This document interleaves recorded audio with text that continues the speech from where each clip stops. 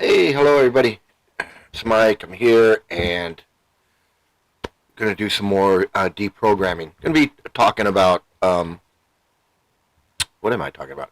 Anyway, I'm talking about going to be talking about um, when these Krishnas meet reality, and so what they do is they stay in this Prabhupada bubble, so they don't never have to meet reality. Once they meet reality, and they talk to someone, even someone like me, they don't want to deal with it because it just shatters their whole belief system. And they definitely don't want to talk to anybody who much smarter than me because I'm an idiot. I don't know. I'm no professor. I'm no scientist. I'm no. You know. I'm just the average guy. Um, but a lot of people can be fooled by the Hare Krishnas and all their bullshit that they talk about. But when they meet someone like me, that I've been through the Hare Krishna crap, so I know it. But you don't even have to be through the Hare Krishna crap. You can just be, nailed to reality where you're not fazed by any of this stuff, which most people are. But some people want to have an open mind. And some people want to believe that there's, like this spiritual realm, and there's a spiritual life, and there's a spiritual, and that's fine, but you got to be careful because you can be sucked into a cult. Because that's what they want, is someone with an open mind.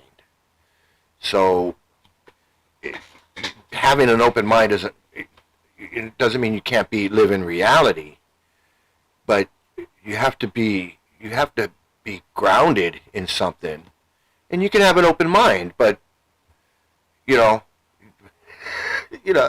have an open mind is exactly what they want. They want someone who's like going to just be, tell me anything, I'll believe anything, or I'm open to believe anything. And that, once you fall into that trap, then it's easy to become a victim of their crap. So anyway, I want to get into it because I want to show you what happens when a Hare Krishna meets someone who knows someone much better than me. Although it doesn't take much. Seriously, it doesn't take a whole lot.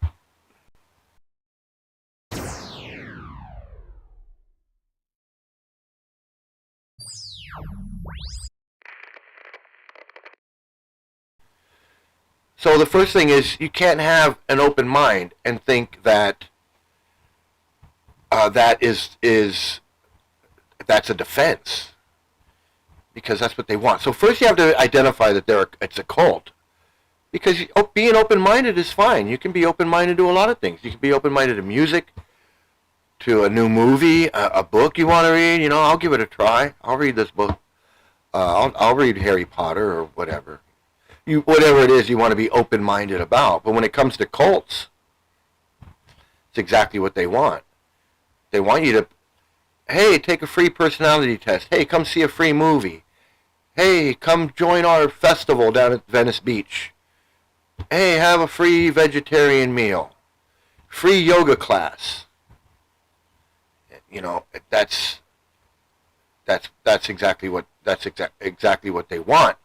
And if you don't know any better, then, one thing, I have a video where the girl was talking about, she was just going to a yoga class. Her boyfriend was doing yoga, and she kind of got into it, and she kind of liked doing the stretching and stuff. And then she met this girl at work or somewhere that was like, oh yeah, I do yoga. That's how I got my car and my apartment and this and that. And the girl was like, well, she's kind of skeptical. Like, she didn't know what that had to do with yoga, but she went to the yoga thing, and then after a few days, she was in a cult. She was in a yoga cult. Telling her what to eat, telling her what to think, telling her all this stuff. And she didn't sign up for that. But lo and behold, one day she looked around and she's like, what's going on?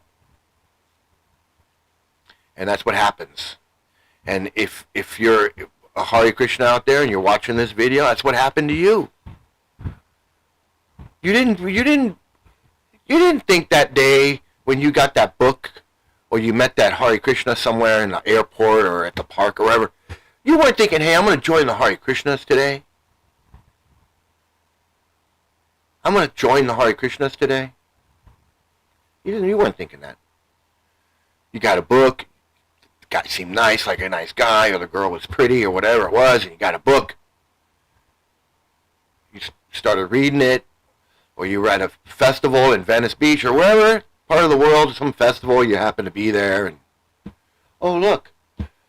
Hey, it's a festival. Hey, it's the Krishnas, and you got a book, however, whatever. You took it home, and you're like, I got an open mind. Let me give it a try. Let me see what it says. Start reading it. Seems okay. Next thing you know, you're in this friggin' cult. That's exactly what happened. Each and every one of you out there. It's exactly what happened. Or you just met somebody. Like that girl met somebody who's doing yoga. She's like, yeah, I do yoga. Well, yeah, I'm doing yoga. Well, for whatever reason, she wasn't doing yoga at the other place anymore. But this girl knew where they do yoga. Come to my yoga studio. And she wasn't thinking, yeah, I want to join this cult that's going to control my life. She just wanted to do some yoga. She bought a mat. She wanted to do some yoga. And Hare Krishnas recruit that way too. Exact same thing. I seen it at the LA Hare Krishna temple. They've had a yoga studio there for years. I don't know, it was run by one guy, then it was run by this girl, then it was run by this other Swami guy. And it's just a front for their cult. That's it. That's all it was. That's all it was. I know. I was there. I know what it was. That's why when this girl was talking about how she got sucked in through this yoga thing, it wasn't Hare Krishna, but it was the Yogi Bhajan, which is the same stupid thing. I said, that sounds just, I know it's not funny, but that's what happens. You got duped. And it's okay. I got duped too. And I'll tell you, it was a big regret joining when I was 30 years old and realizing I got duped when I was 50. It's like time travel. I'm 30 years old, a young guy, got a young little daughter, and all of a sudden I'm this old man, and I'm 50 years old. I'm staring down retirement. And I can't get those years back. And I wasted those years. I did nothing with those years but distribute these stupid books, run around, jumping up and down, chanting Hare Krishna, working on stupid web pages and whatever I was doing. For nothing. When I could have been applying that for something real in the world. Instead of doing Krishna shit, I could have been working at, who knows, HBO or NBC or PBS or a dozen different places here where I was in Hollywood, in LA, where I could have went to work if I was going to do shit for free at that Hare Krishna temple, I could have became an intern at one of the studios or some TV station or whatever. I'm working free for the Krishnas doing, I don't even want to think about it. I could have been doing something, I could have been a contender. I could have been doing something with those 20 years. That's a whole career. That's a television career. Not that I would have had one, but I could have been working towards that rather than working towards nothing. And that's what you're doing. 20... Look at this guy. Where is this guy?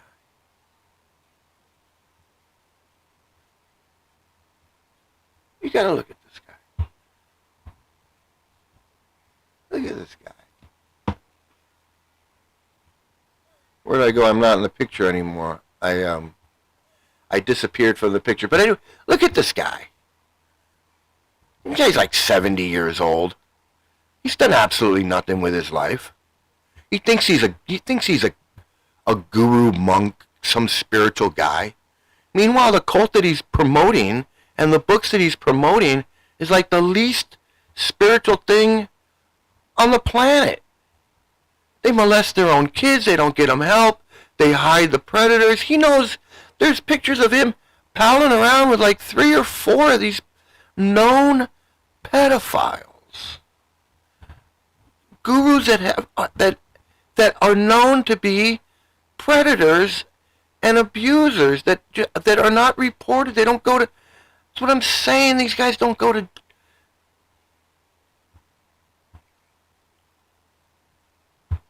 That guy.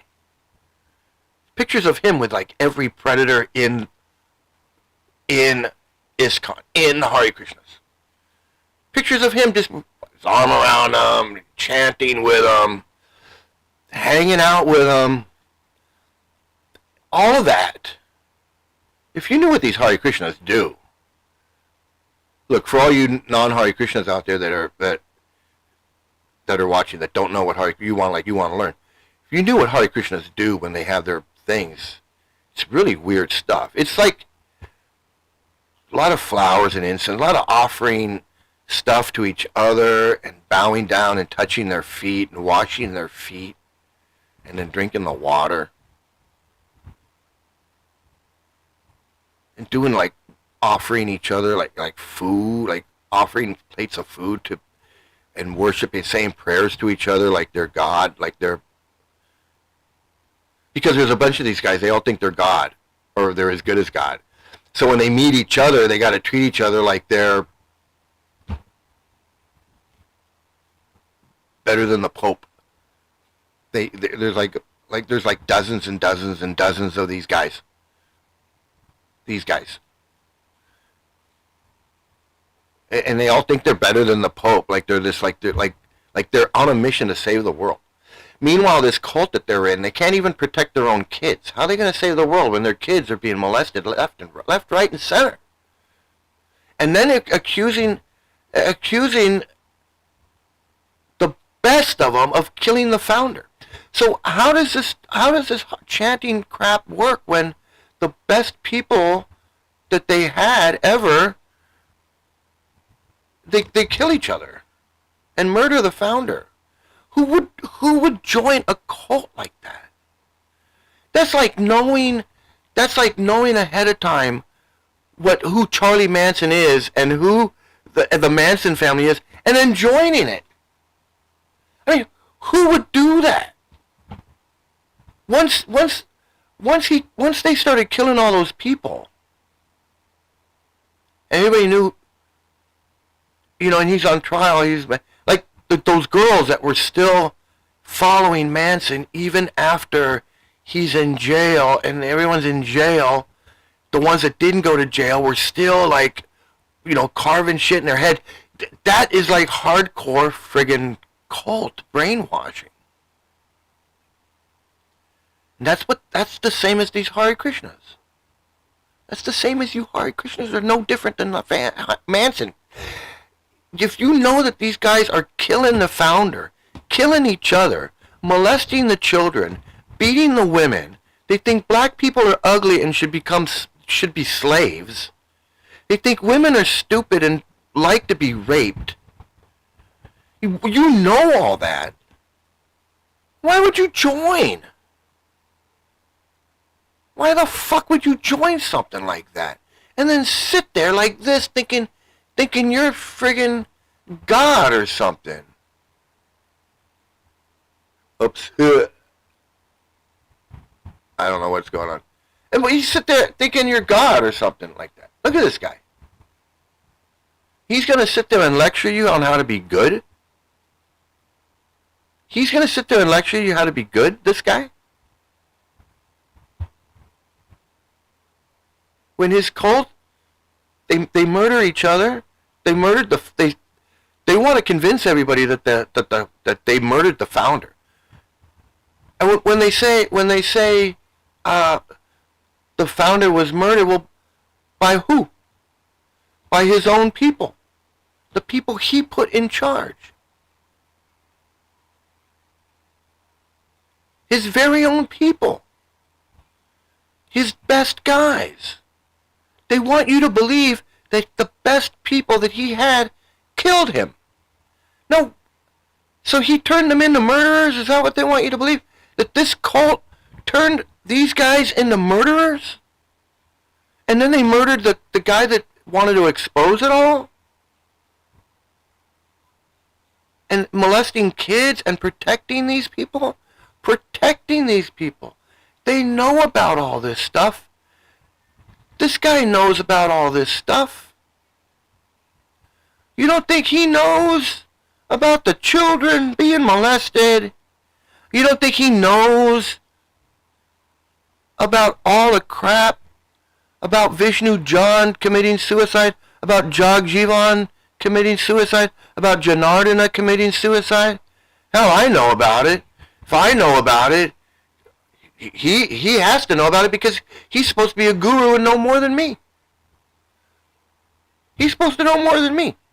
He's supposed to be a pure devotee, talks to Krishna, all that shit. This guy right here. That's what he wants you to believe. He wants you to believe that. And some of you out there believe that shit. You believe that these guys somehow are going to take you to another stage, and they're going to take you to another level. They're going to somehow do something for you. This guy whose business, all he does all day is protect predators. He protects predators, promotes books and sells books that are full of racism and sexism and child marriage. All this crap. That's who these guys are.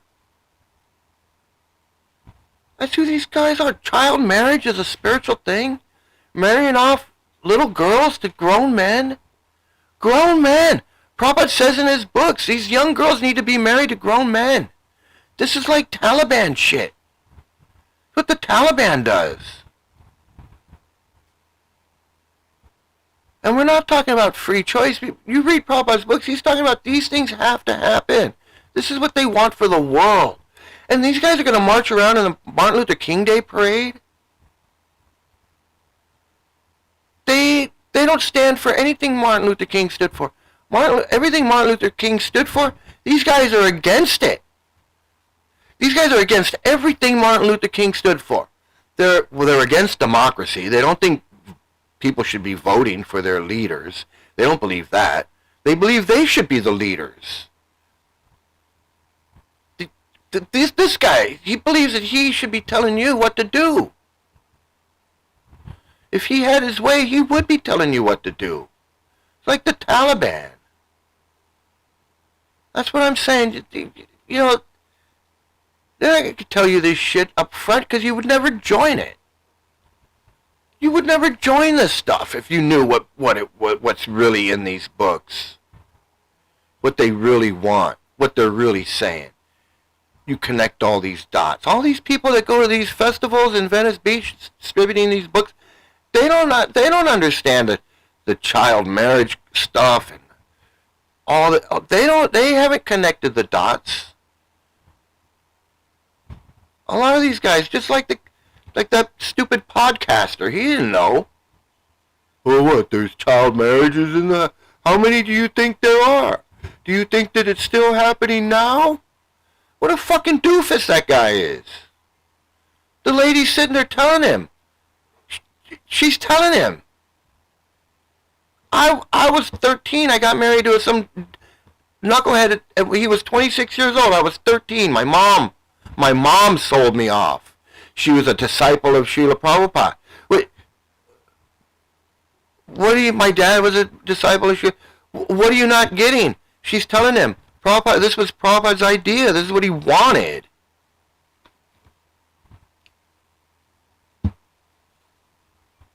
Oh, Prabhupada... What, you don't read the books? You don't know Prabhupada says women like to be raped? You don't know Prabhupada says women have half a brain? You don't know that Prabhupada says little girl should be married to old men, 25 years old? Where do you think her mom got the idea to marry her off at 13? Who does that? In 1982, who's marrying their 13-year-old daughter off?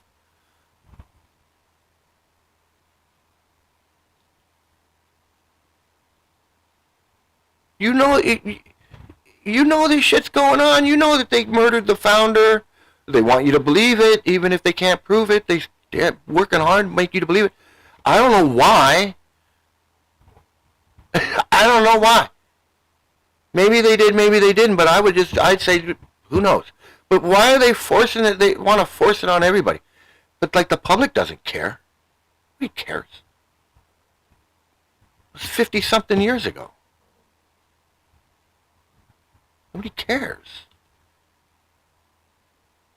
I mean, most likely they did.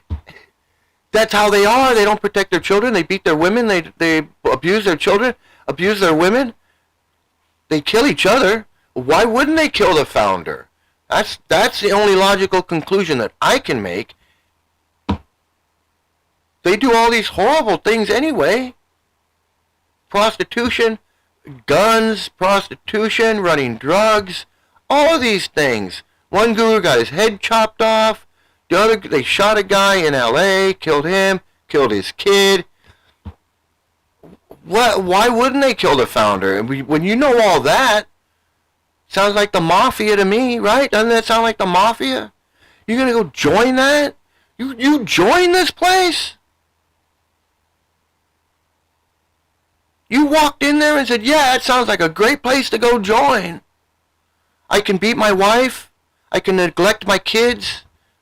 I can marry off my 13-year-old daughter when she gets in the way because I want to go play Hare Krishna somewhere.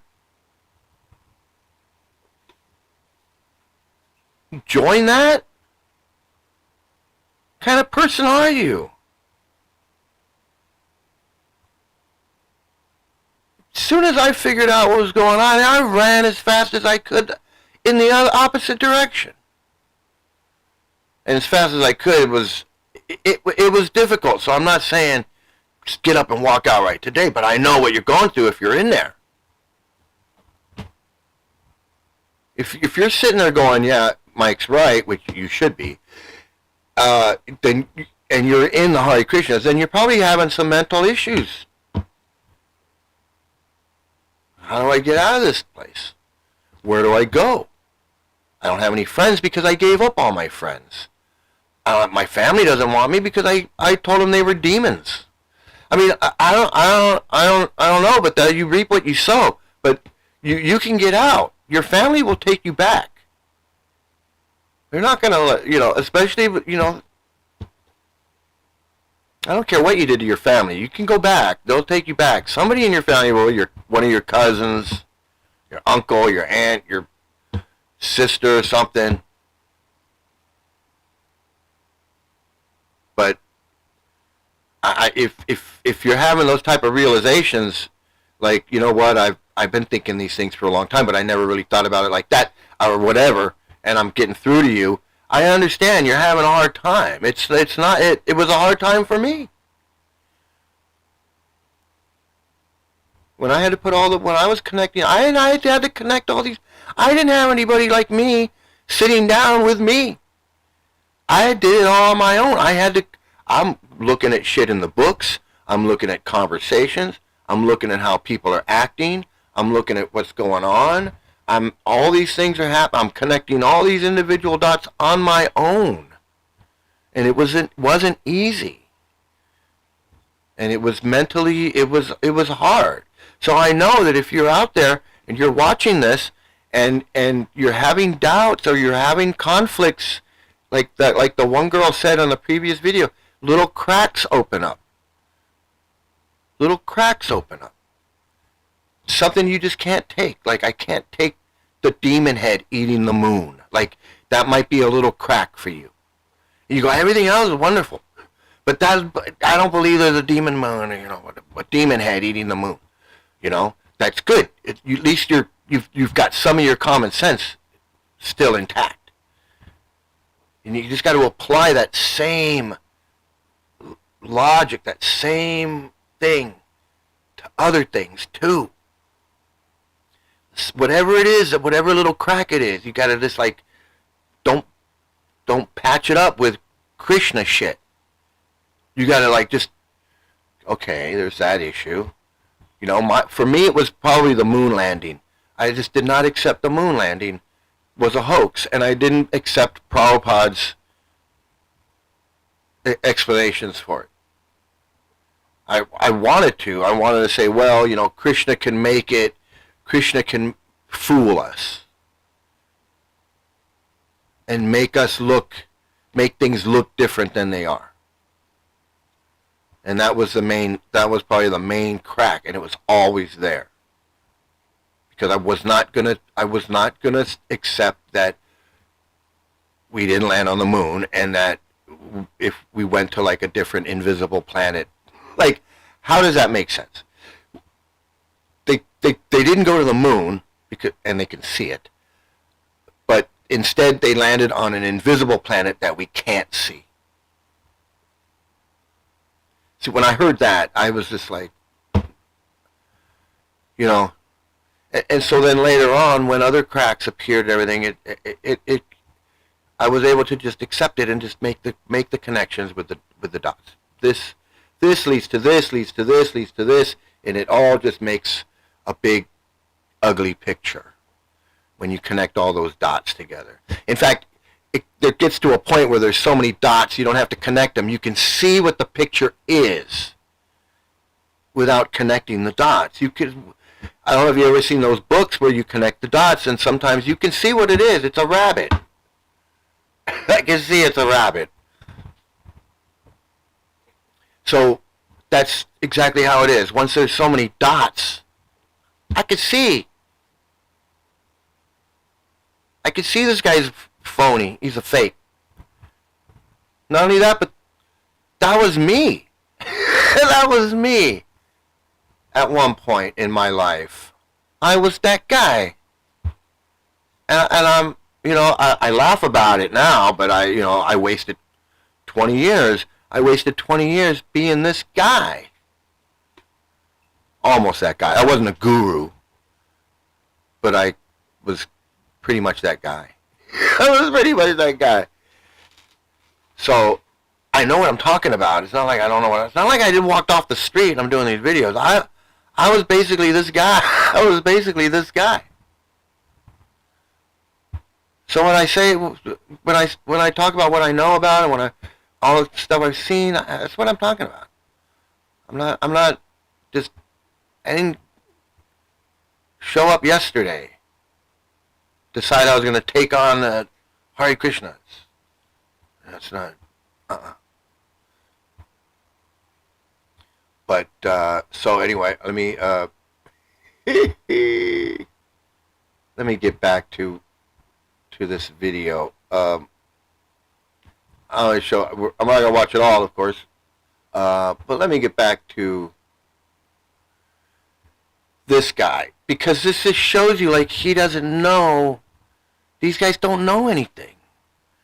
They don't know anything, and you don't know anything either out there. And neither does that guy. You don't really know anything. You think because you read Prabhupada's books and you watch his lectures and you watch his things that you're so smart. No, you're not. And that's another thing that you have, that's a mental thing, when you realize, oh my God, I've been had by this Prabhupada guy. Been had. But it's humiliating. It's kind of like, you go to a carnival and you think you're going to win the big prize. You spend a bunch of money to win that thing and you don't win. And no matter how much money you throw at the thing, you don't win. You just don't win. You're almost there, man. You only needed to get one.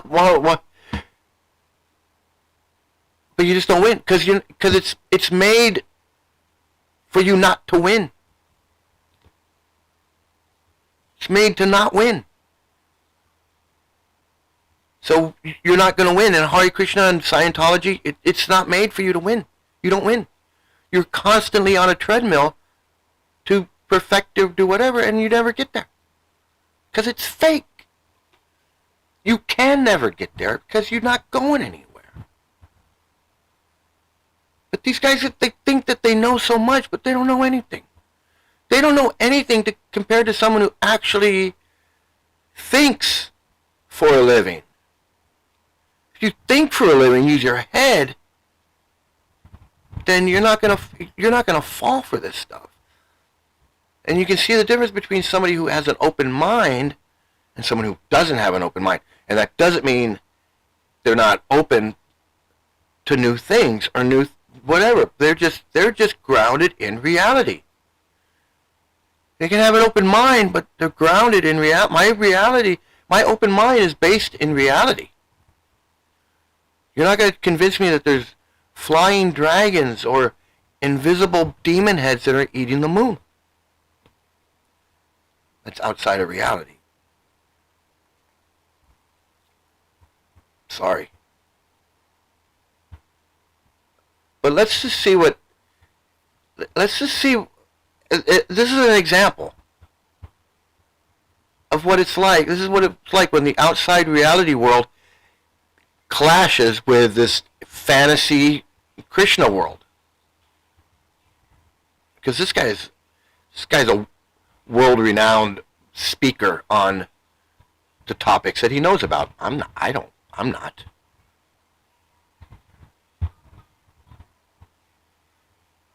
Let me see. So Matt, thanks for coming on. My pleasure. Thanks for having me. Have you spoken to a Hare Krishna before? Have they tried to sell you books before? No, just you didn't try to sell me a book, but you're the only Hare Krishna that I know. Wow, there we go. Camera's fixed. Right. Maybe they just see you in the airport and they run the other direction. I remember. I mean, I'm 52, so I've seen Hare Krishnas in the airport, but mainly it's something you saw in the news or in a documentary or in somebody's thing. So I have no expertise in apart from, I literally watched 5 minutes of a video from someone who I thought was they were Hare Krishna, and I don't even know if that's the right label. That's how bad I am. What label I prefer, but. They're not one anymore. So they had done this video, talking about their life as I don't even know what the right label is, and now they're no longer associated with Hare Krishna. But I knew you suggested that we come on and talk about Eastern theology versus Western skepticism, and I was like, yeah, absolutely, because I'd like to know more, but also if there's a way to figure out where there's where we diverge from our understanding of reality, then everybody learns something. Yeah, cool. Sounds good. So do you want to start with some questions? Well, I guess because I know there's different labels for everything, if you could just tell me how would you describe just the basics of Hare Krishna theology to someone like me who knows nothing about it? I mean, in a nutshell of it. So what are your views on reality? The elevator pitch that I might give to a Westerner would be it's something like Christianity in that the ultimate goal is to attain some kind of union with God and to develop love of God. It differs from Christianity in that it's, I would say, more philosophically robust, and it's got more details about, the salvation process is about actually changing your heart. Developing love of God, and there's a process of what you fix your mind on. So there's practices of living a more pure life and focusing on the holy name of God, chanting the holy name, and this is considered a way of associating with God, which is purifying. And there's certain activities you alter. So there's 4 regular principles. You don't no eating meat, no gambling, no intoxication, and no illicit sex. And those 4 things are considered to harm 4 pillars of spiritual life, which are truthfulness, austerity. So what's interesting, I'll note, one of the interesting things is that one of the main things of this cult, Hare Krishna cult, is you have to accept Srila Prabhupada as the arbiter of truth and fact. and everything he says is perfect and pure. And he is the conduit between you and God. See, they don't even talk about that. Even though that is the main number one point of this cult is Prabhupada and your devotion to him and serving him, spreading his books, all of these things. It's all about the founder. His statue is in every temple, and in the morning they say prayers and they worship him. But when they talk about the cult, and his books are read, everything's done according to what he says. Every word he says is the spotlight, as if Krishna said it himself. That's the main thing. And you want to get into what did Prabhupada say and what did he believe and what do his books say? We'll get into that too. But the number one thing about this cult, about this religion, is that you have to accept Prabhupada as this pure, devotee, godlike, worshipped as God, as good as God, figure, where his books are everything. But he doesn't talk about that. He's just talking about love of God and four regulative principles and all these things. But where are these things coming from? Who says this? Who's Purity, or cleanliness, and fourth one slipped my mind. Truthfulness. So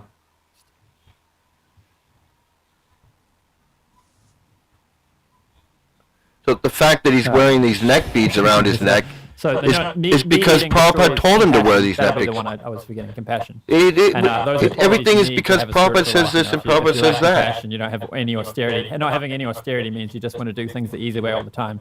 Instead of facing your life problems, you take drugs. You need austerity to have a spiritual life.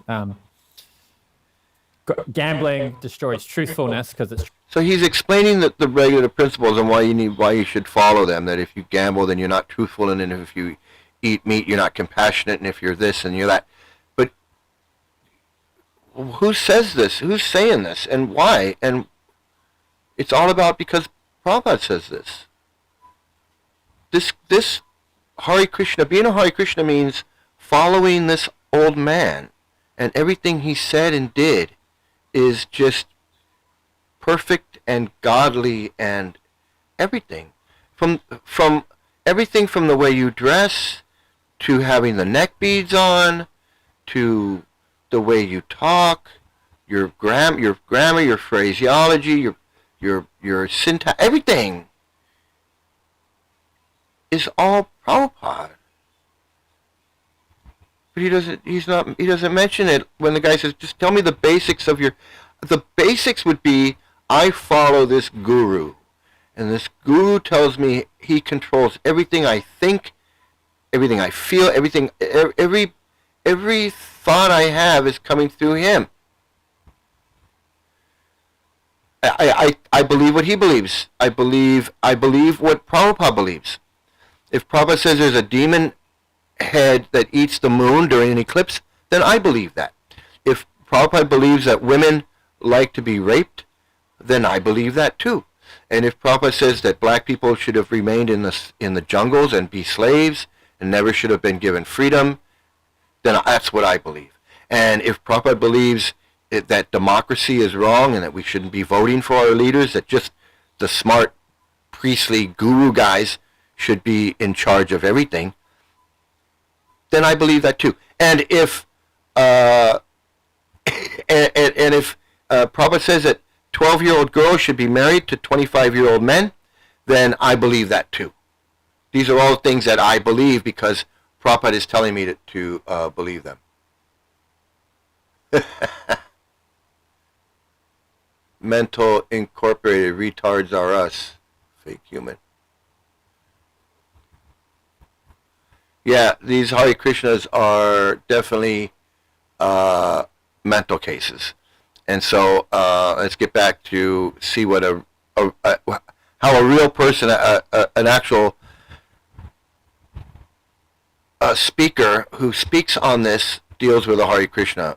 He pretty much wipes the floor with him.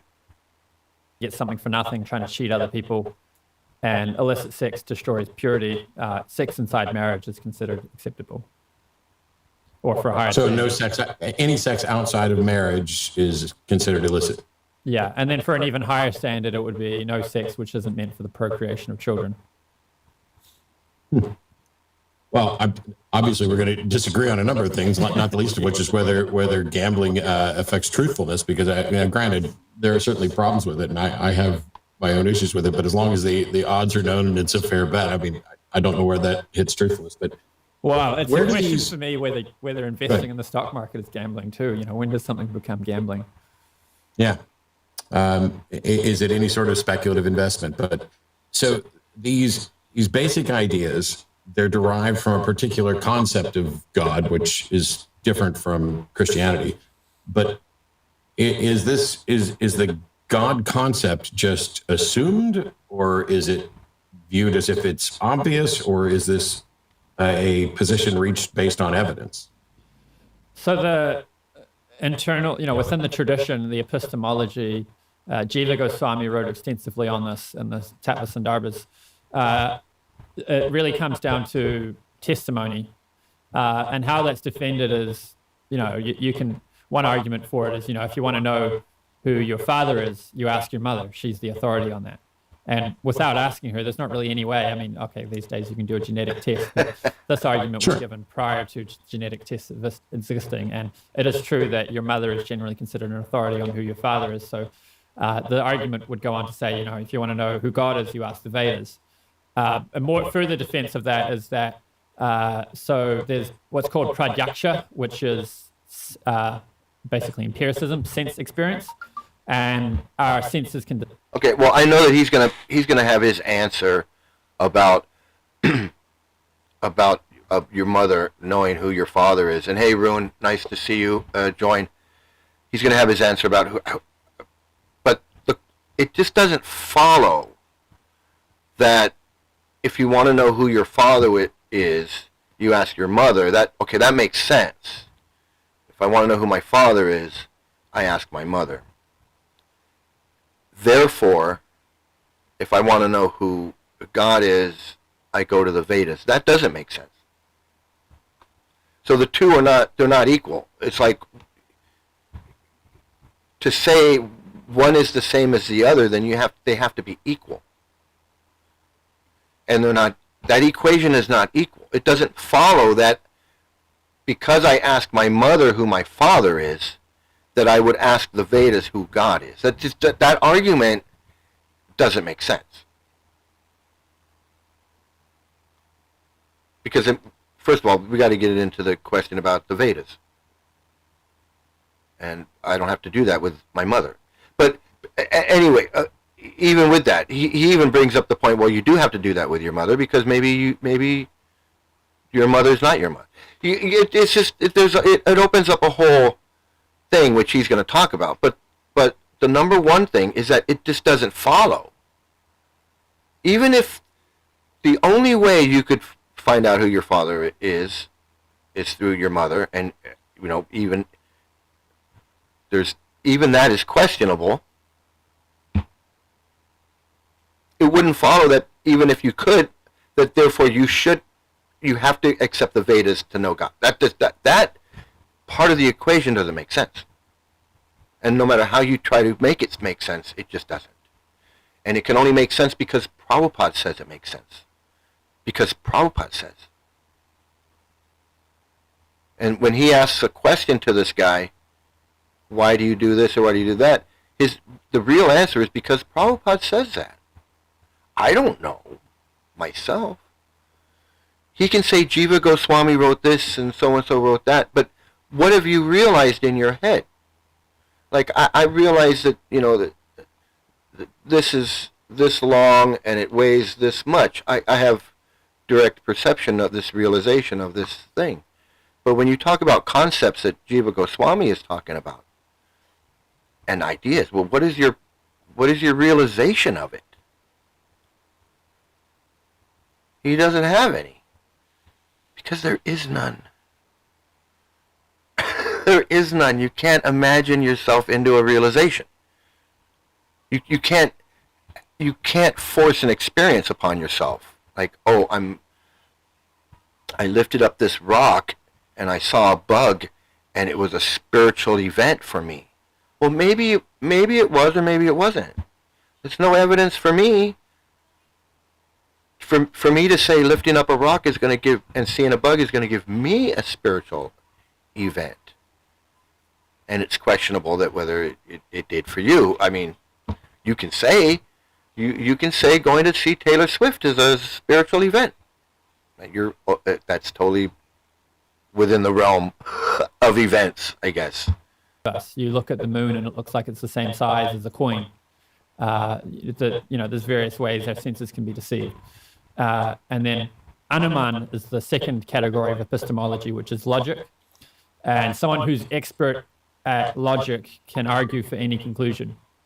So well, logic, that's not true. There's We're entering areas where there's lots of stuff that's not true. Because, for example, if you want to know who your father is, ask your mother. Well, obviously now we can do better. But even in the past, when we didn't have genetic testing, asking your mother doesn't mean you've got the right answer. You've just got the answer that your mother thought of. And while it may be the most reliable answer you can get to in some circumstances, your mother may lie, or somebody else may not have a better understanding of who your father was than your mother. But even in the situation where where we were stuck, where the only person who could have the best information about who my father was is my mother, that's because I am clearly my mother's child, which I may not be. That could be a lie too, but we're gonna put some confidence in there. And so I understand this is based on testimony, but when you say, like, if you want to know about God, ask the Vedas. Well, that's a huge assumption. At least with my mother, there's some within her memory. She knows for sure whether or not I'm the child that came from her, unless somebody swapped me at night. But it seems to me just like a flawed assumption to begin with. Oh, if you want to know about God, ask the Vedas. Well, why would that be the case? I mean, that's already an assumption that there's something in there that points to something real or true. Yeah, I would agree. That's an assumption. And see, and that's the thing. Like, if he was having a discussion with Prabhupada, which Prabhupada wouldn't allow, Prabhupada would say, and he was saying, well, why should I accept the Vedas? You're saying, you're giving, because this is the same argument that's in Prabhupada's books. He's just giving Prabhupada's argument that he read in Prabhupada's books to this man. And this man is saying, well, wait a minute, slow down. You're making a whole bunch of assumptions that you want me to just accept as facts. Starting off with your mother. No, your mother could be, then he breaks apart that assumption. And then the assumption of the Vedas being knowledge of God. Why would it go there? So now you've got me, you're forcing me into to make two assumptions that could end up being false in the search for truth. And if I'm searching for truth, I can't make assumptions that could be false or that absolutely look false. Why would I make assumptions that look false in a search for truth? It just doesn't make sense. It doesn't fly. But if you're open-minded and you don't care and you're just like, hey, I'll accept anything. But if he was having this conversation with Prabhupada, Prabhupada would say, there's the door, you can go. I'm not entertaining this. You either believe me, excuse me, you either believe me and accept what I say. If I say that Bali Maharaj had 4 billion servants, and you don't want to accept it, well, then there's the door. You can go. So who's the winner and loser of that argument, of that debate? So Prabhupada's obviously the loser because he's like, just go. I don't want to debate. Prabhupada's no great debater. If this guy asked Prabhupada, why should I accept the Vedas? Just because my mother is my mother. That makes absolutely no sense. Prabhupada would be, you accept it or you don't. Or you can go. I don't have time for your nonsense. I mean, and that's why this guy can't answer, because he doesn't have the answer. Because Prabhupada has no answer. Prabhupada didn't want these questions. Prabhupada was making big statements and declarations and whatever, and not accepting any valid challenges to these things. None.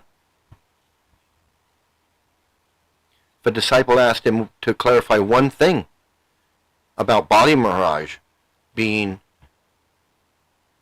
having 4 billion servants, Prabhupada got pissed off. Prabhupada didn't have time for that shit. these are arguments that were given inside the tradition. So I'm kind of just explaining the internal epistemology that's used. In the Vedic context, the Vedas were kind of just accepted. So there was not a lot of argument given to defend the Vedas. Someone who rejected the Vedas was called a Nashtika, and they were like the Buddhists. That was very uncommon. See, he can't even really discuss with this guy because he doesn't even really know. He's just, all he can repeat is what he's been brainwashed to believe from the Krishnas. In terms of defending, if somebody doesn't have any faith in any kind of revealed knowledge, then it becomes very hard. See, he's like, well, if you don't accept the Vedas, then you're done. And the guy's like, what are you talking about? For anybody else, we're talking about Vedas. We're talking about Hindu scriptures. And so, at a minimum, we are talking about what some people thought or felt they had known or discovered about God. And so if the foundation is just, you either begin by accepting what the Vedas say, or you begin by rejecting them, what's the argument for accepting them? I suppose one of the things is like, I don't know if we're going to keep tying this back to a mother or father type thing, but if my mom tells me who my dad is, even without genetic testing, and the various people on my mom's side of the family all attest to, yes, your mom, lived with us and she had exactly one boyfriend and then they were married. And then after they were married, we have no evidence that there was anybody else involved in anything else. And then you were born and delivered and I was there when you were delivered and you had that birthmark right there. I saw it when you came out of the womb and you still have it now. And so now what you've done is you've taken a whole bunch of other evidence that goes beyond testimony to affirm testimony. Testimony in and of itself is pretty much useless. Without external, confirmation. If I said, clearly we can't believe everyone about everything. And so if I just said, hey, I got a new puppy last night, you would probably believe that. I didn't. I'm never getting another puppy. I don't have the capacity to spend time on a puppy on my own. But it would be very different if I said, I got a new pet dragon last night. And the nature of those claims being different, this is where we're talking about like Western skepticism. The time at which I'll believe something is when the evidence supports it. And so if all someone can point to is we have really old texts that many people have believed, and you either accept them or you reject them. Okay, I'm clearly in the position right now of not accepting them. Where does that put me in the grand scheme of things from a Hare Krishna theology? I mean, what's going to happen to me? What does that mean for my life? So one thing that's a luxury as a Hare Krishna is we don't have to get too upset when somebody doesn't want to become a Hare Krishna right this second, because our understanding is that you have unlimited lifetime, so you can live out this lifetime peacefully as you are, and in your next lifetime, or next time you get a human birth, you have another opportunity to take up Krishna consciousness. You get unlimited opportunities. So all you miss by taking it up now is you spend more time in the material world in the cycle of birth and death. And it's just going to take. What happens when the universe? What happens when the universe goes through heat death? I mean, wouldn't that end all the cycles? Or is this just universe just? Well, it's just another universe after that. Okay. You go to sleep in the body of Mahavishnu for a while. It hurdles all the way down. It's kind of like the big crunch theory. Yeah. Everything expands for a while, and then it goes back again into the body of Mahavishnu, and then expands again. So apart from, and I just want to make sure I'm clear, because this is going to keep coming up. This is the foundation of my skepticism. I'm not just sitting here beating up on something. If the belief is you get unlimited chances at this, and it'll just go on forever, and then, well, I guess first of all, what's the big deal? What benefit is there? What is the benefit of the goal? But I'm still stuck on this. How does anybody know any of this is true? So there were two questions there. Yeah. What was the first one again? Well, what's the benefit? I mean, so the one thing he's not telling, he's missing out on is that in Prabhupada explains that even if you go back to this, so let's say it is true and you go back to the spiritual world, you don't take another birth now, you can fall again. Prabhupada says it's always possible that you could fall from the spiritual world back and become human again. So you have unlimited lives here on earth. You have a chance to go back to the spiritual world, but once you're back in the spiritual world, you do have the chance of coming back here again. So basically, it's just a cycle of being here, going there, falling back, coming back, going there. So really, what is the point? What is the point? It seems like it's a lot of endeavor and a lot of work to do something where there's no payoff, because I can always come back to the spiritual world. I mean, come back to the material world.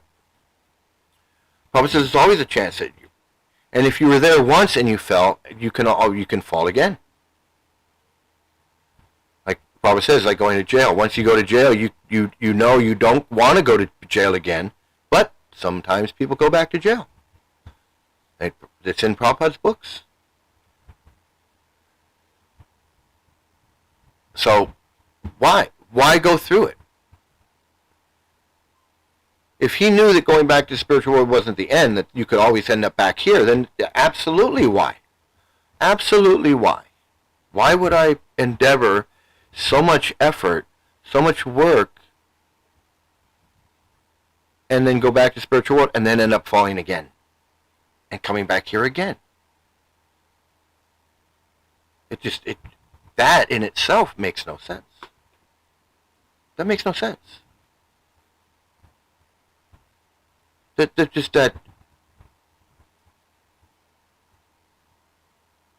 why some of them want to say, no, we've never been in the spiritual world, so we couldn't have fallen from Goloka Vrindavan. We were originated in the effulgence of Krishna. Krishna's effulgent, the Brahmajyoti, the light that comes off of Krishna, that we originated there. We weren't actually in Goloka Vrindavan with Krishna. Now, we were never in Krishna's Leela. But Prabhupada says, yes, we were. That's why, it's all a bunch of BS. Because they all got different stories. None of the stories make sense. And like this guy says, what's the point? And why put in the endeavor? It seems pointless. Well, why would I want to try to achieve Krishna consciousness? So the point of achieving Krishna consciousness is, a simple way you can put it is, let's say you met a Hare Krishna who was self-realized. So they were tasting love of God. They were absorbed in ecstasy and chanting the holy name of God. They had a quality of consciousness, and you thought, I want what they have. First of all, I have to believe, I have to have an open mind. I have to believe that they're doing all these things that you're saying, that they're experiencing love of God, that they're in a state of ecstasy, that they're on a higher level of God. I don't see that. If I look at the people in ISKCON, I don't see anybody on a higher anything. I see a bunch of pedophiles and pedophile protectors. I see woman haters and woman beaters. I see people mistreating their children, parents abandoning their children and putting them in these schools just abusing children. That's what I see. That's what I see. That's what the world sees. Why would I want to join that? There's no. Where's the love of God when you're? How can you say that you're a spiritual movement that loves God when you are systematically torturing and beating your children, and then don't even fess up to it when they take you to court and win? You get Alan Dershowitz to defend you. Another guy that was going to Epstein Island and getting massages from young girls.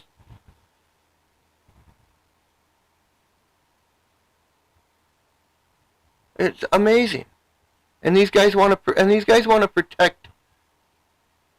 Father's still unverified. I don't know what this guy is. I don't know who you are, but you probably need fake human. You probably need some deprogramming. You probably need some deprogramming. You're probably so deep in the cult you're offended that I'm talking about it. I don't know what you're. I don't know what you're trying to say. That would be the reason to take up Krishna consciousness. Okay. Or you read Bhagavad Gita, Bhagavatam, and you see what's promised, the benefits that are promised from taking up this practice, and you think, I want that.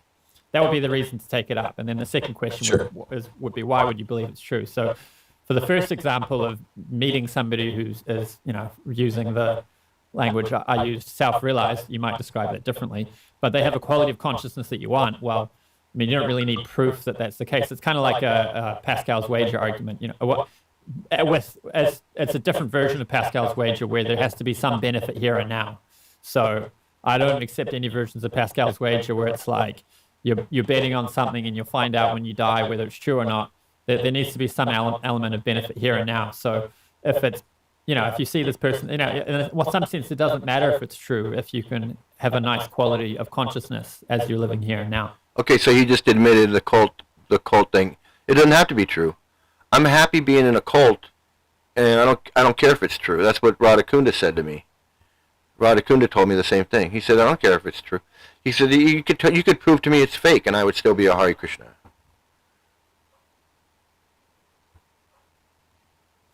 I can see that. I mean, don't get me wrong. If the basic thing was, hey, it makes you happy, well, okay. I mean, happy is an entirely subjective experience, and at least to be honest in saying, there's not going to be any benefit to you here. And if the whole goal is to just be happy, then why do you have to go through all these regulative principles and deny yourself actual happiness to achieve this artificial happiness? Why can't I just be happy? Why can't, and if going to the temple and chanting Hare Krishna makes me happy, why do I have to follow regulative principles to be happy? Why do I have to worship this old man?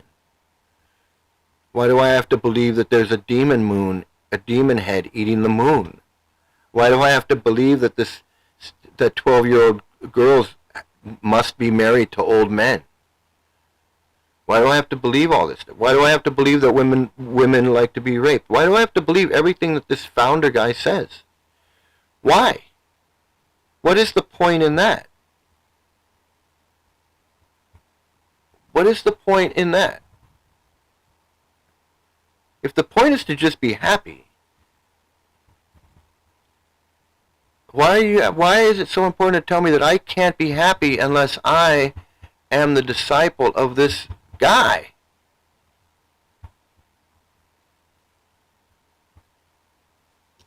And if the holy name is all powerful and all these things that they say, then how is it possible that you killed the founder, tortured and raped the kids? How do you believe all this crazy, horrible stuff?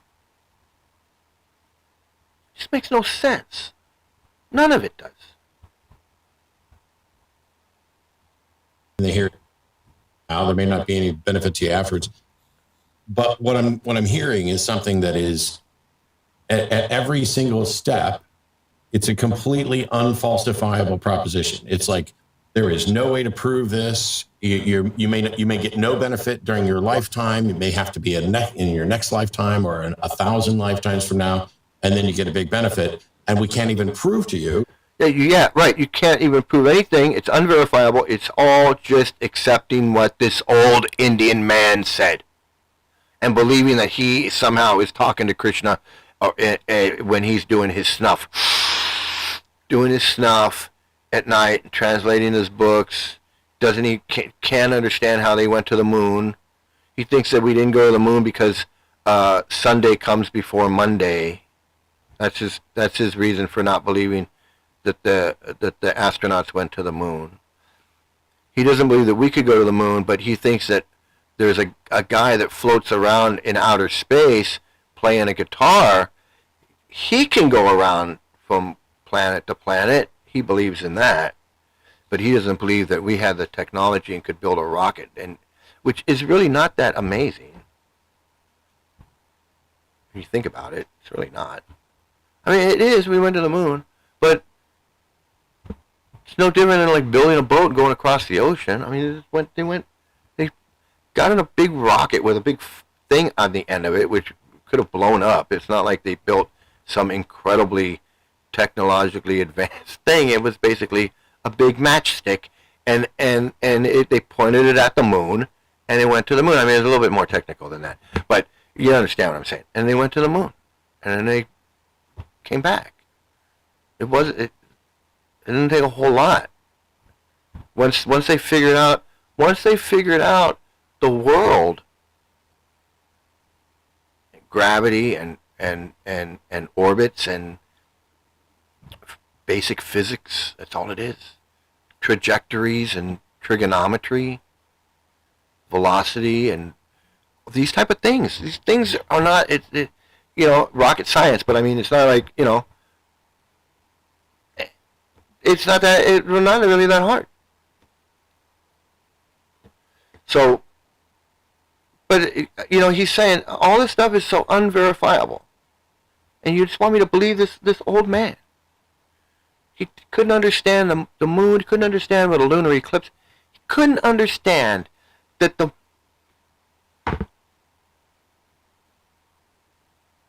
He couldn't understand that the Earth is getting between the sun and the moon, and it's casting a shadow over the moon, or that the moon gets in front of the sun and causes a lunar eclipse, or a solar eclipse, or a lunar eclipse.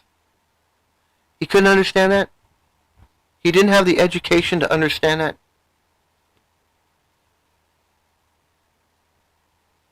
So he says there's a demon moon because this book from 1,000 years ago says that they cut the demon's head off and it went into orbit, and whenever he gets mad, he eats the moon.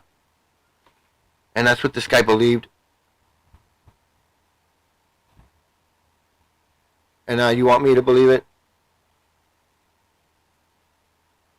And one assumption leads to another assumption. First, I have to assume that these books, and they're not as old as. First of all, they're not as old as you say they are. And then you want me to just accept them.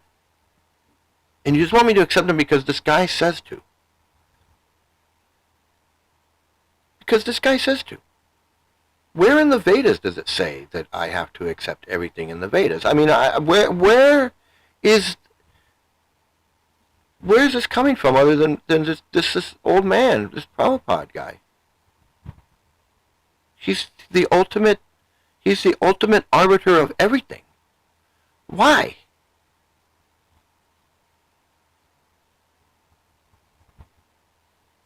This guy's like, you just want me to accept all this stuff. This guy never says, well, it's in Prabhupada's books, because that's basically his only argument, is that, well, it's the only reason I believe it is because Prabhupada says. He's got no defense. He's got no philosophical, theological, or any type of realization other than he's just explaining what Prabhupada says in his books. And he can't explain it as well as Prabhupada does, even though Prabhupada can't explain it either. or demonstrate that you're going to get multiple lifetimes. So, for example, I'm on record of saying that the concept of a soul is the single most obviously dead concept in all of theology.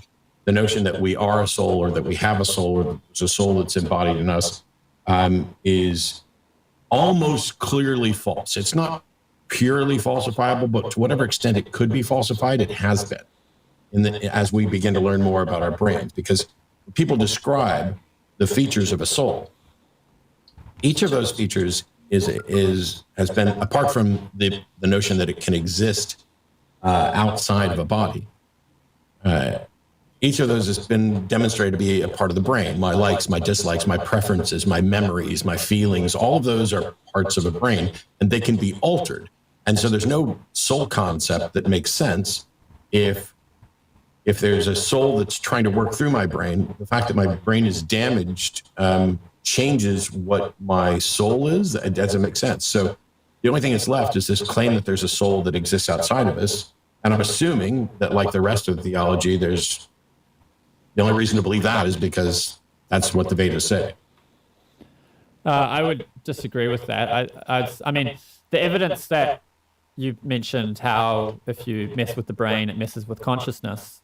My understanding is the brain gives us access to cognitive faculties. So Prabhupada gave an analogy of the body has senses because the soul has senses. Now he mentions Prabhupada gives an analogy. Just like you put a glove on, and the glove has the qualities of the hand in a sense. Well, that's clearly not true. So for example, if let's say does my soul have a sense of smell? Trying to think of near-death experiences people have smells, but I would definitely say the soul does. I'm just trying to think if there's empirical evidence for that at all. I know there's cases of people who are blind from birth, and then when they have a near-death experience, they're able to see, or an out-of-body experience. Well, okay, near-death and out-of-body experiences are fictions created by the brain, as best we can tell. But if you say that the body has senses because the soul has senses, then the parts of the brain that have been identified to control or understand, like, so when I breathe in, there are senses within my nose, and these nerves send signals to parts of my brain, and my brain interprets that as a particular smell. Smell's one of the strongest senses we have, but we know that if you manipulate the brain, you can change what you smell. Your senses can be fooled, and fooled through purely physical means. So does that mean that the soul, that its sense of smell has been altered, or just the soul's ability to communicate with the brain? So I see it that the brain, the body is described in the Vedas and maybe in the Bhagavatam as our karma. So our karma is reactions from our past activities. So, and the karma is there to teach us, it's like soul development, soul growth purposes. It's not just a punishment. So when we have certain limitations in our cognitive capacities, it's there to teach us a lesson. It's there for a purpose. It's not that the soul is fundamentally changed.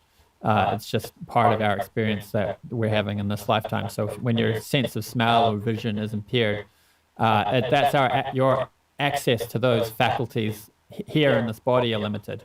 So that he's going to the old karma excuse, which it's your karma. If your soul can't communicate with your brain, then that's your karma. Material realm, we have certain limitations imposed on us by the body. That's why when people have near-death experiences, they often report their thinking's faster, they can see colors that they can't normally see, and so on. Yeah, I don't know what that has to do with the actual science. What's the Hare Krishna take on science? Because when you look at the science of the brain, for example, my memories and my desires are identifiable functions of my brain that can be altered through the physical altering of a brain, through brain damage, and through the chemical altering of a brain. And so that and this alters my perception and then what I do. And so if I'm sitting here and I get hit on the head and it makes me no longer believe that there's a God, well, then is my soul now stuck? Is my soul essentially incapable of making any progress because it can't work with this body?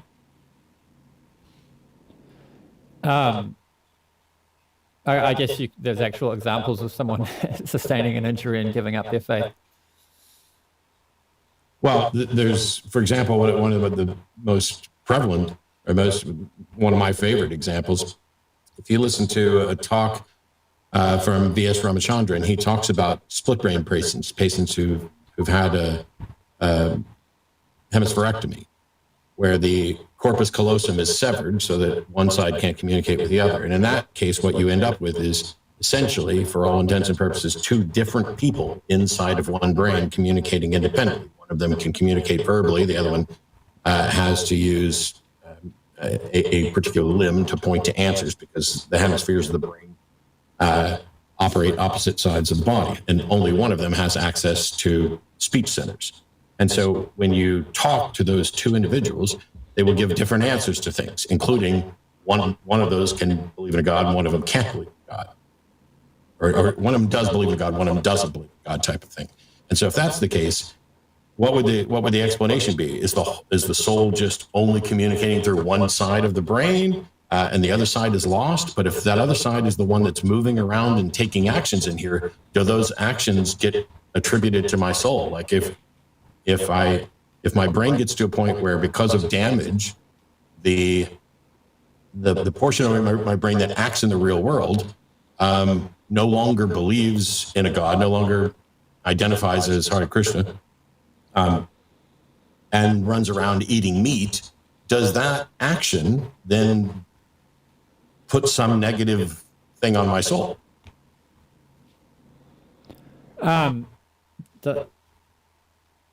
So if somebody, due to mental illness, is acting in committing sin, so to speak, I would say, my understanding based on the philosophy is that they're not getting reactions for that the same way someone who's consciously choosing to do that. Just like, if you have a medical event while you're driving and you run over a pedestrian, you're not responsible for that. So similarly, if you're because you are responsible if something happens.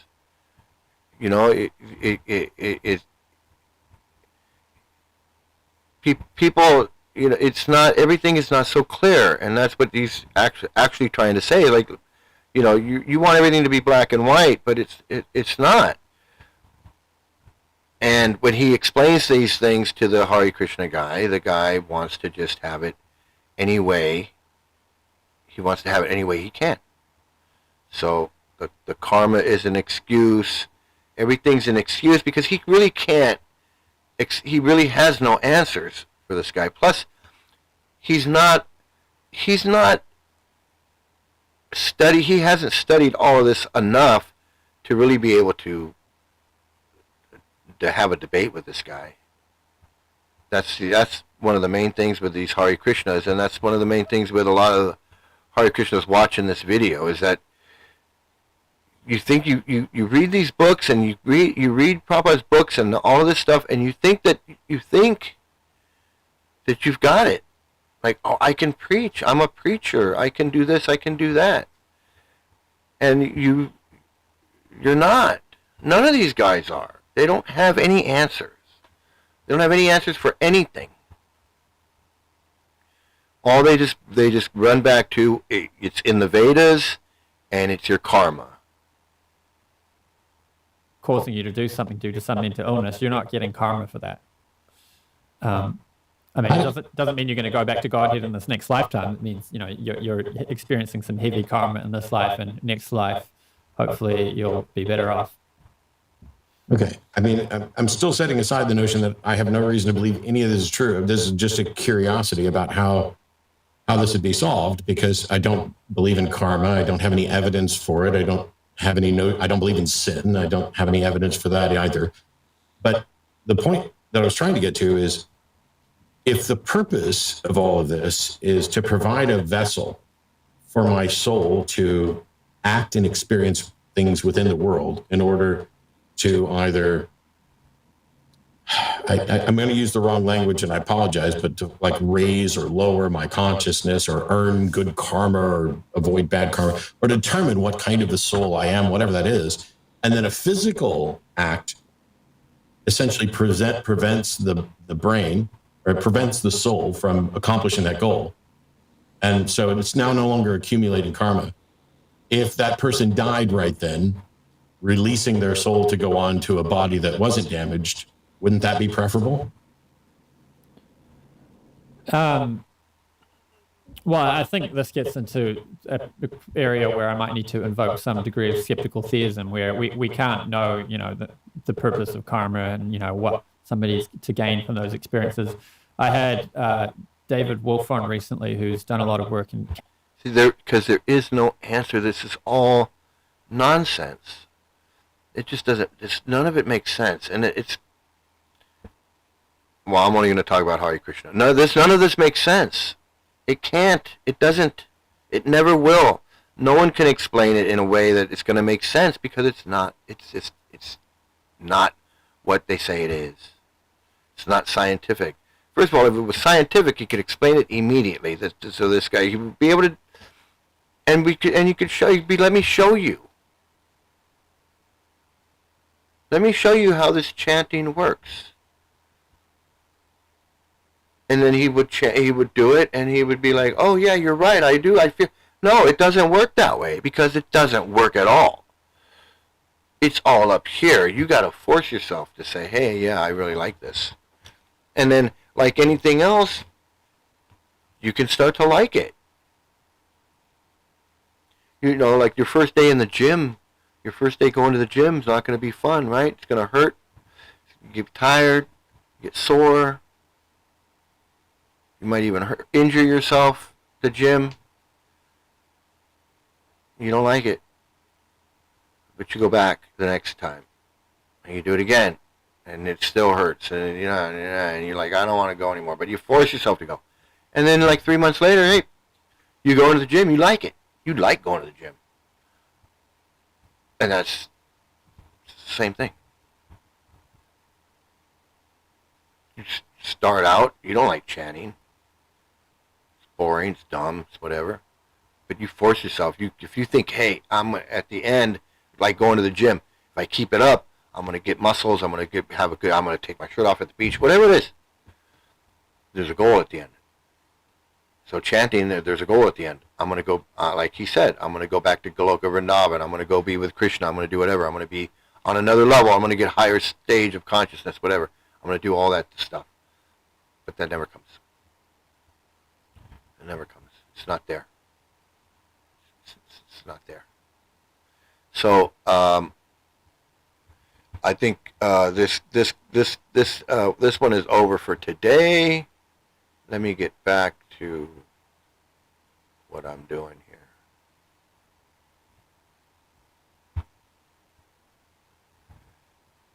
I'm going to end it there.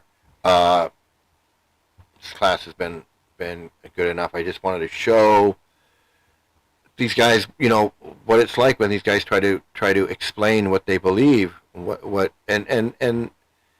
the guy in the orange is no different. He knows more verses and more fairy tales. Who cares if you know more fairy tales? So you're an expert in fairy tales. I mean, it is kind of cool. If you're an expert in Greek mythology, it's kind of cool. I kind of like Greek mythology. So being an expert in Hindu mythology, Krishna stories and Shiva stories, they are interesting. Oh, Shiva, one time Shiva did this. He got mad and whatever. Lord Brahma, Shiva popped out of Lord Brahma's head. Or, Lord Shiva did whatever. That's interesting stuff to me. Harry Potter can be interesting to some people. Right? Harry Potter, Stephen King, whatever, Moby Dick, whatever book. So there can be some interest in it. But I'm not going to believe this stuff just because Prabhupada says. Because this old guy Prabhupada says. There's no evidence, there's no explanation, there's no rationale, First of all, to say that I can only know who my dad is by asking my mother, therefore, to know God, I have to read the Vedas. The one does not make sense to the other. And Prabhupada's books is full of that stuff, where it just doesn't make sense.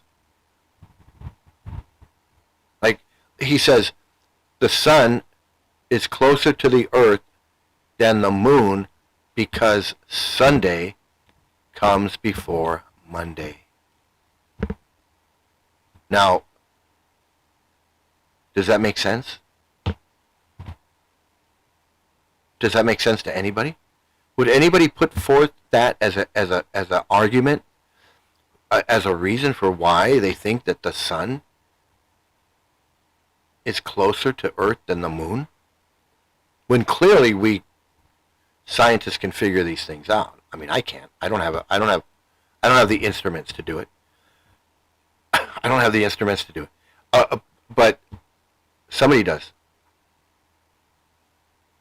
But Prabhupada doesn't need any instruments. He doesn't need any instruments. He doesn't need any calculations. He doesn't need anything. He doesn't need a telescope. He doesn't need anything. He knows because the book says. Sunday, Monday, Tuesday, Wednesday. Sun, moon, Mars, Venus, whatever. Does that sound like a guy who knows what he's talking about? Does that sound like a guy that you would believe? That you would believe this guy?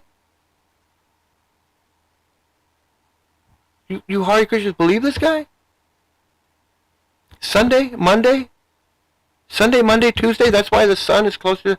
You believe this guy? This is a guy that you trust your life to, that you're going to go wash his feet and drink the water? And say a prayer to him before you eat your food? You should say a prayer to me before you eat your food. What do you say a prayer to him for? You're fucking insane. You gotta say a prayer to Prabhupada every time before you eat something. I don't even think Scientologists do that. Scientologists say a prayer to L. Ron Hubbard every time they take a bite of something? I don't think so. You gotta say a prayer to Prabhupada before you eat, so he can, in your mind, so he can offer the food to his guru. Guru go all the way back. This is friggin' nuts. You guys are nuts.